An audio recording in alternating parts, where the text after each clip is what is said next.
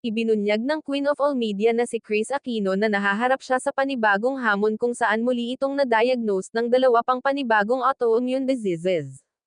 Sa isang social media post update sinabi ni Kris na ang mga bagong karamdaman ay komplikasyon mula sa 9 na autoimmune diseases na kanyang nilalabanan. Bagamat hindi nito nabanggit ang pangalan ng mga sakit, ipinahayag nitong mas lumala ang kanyang rheumatoid arthritis dahil sa bagyong Kris-ing. Sa kabila ng mga karamdaman ay labis ang pasasalamat ni Kris na gumaling na ang anak nitong si Bimbi na tinamaan ng stomach flu.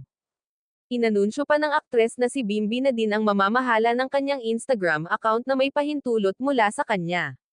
Inamin din niya na ibang-iba na ang Kris Aquino ngayon kumpara noon dahil na rin sa ilang taong pakikipaglaban niya sa kanyang mga karamdaman. Muli, ipinagdiinan ni Kris na patuloy siyang lumalaban dahil, "I love my sons and they aren't ready to lose me, especially Bim who just turned 18.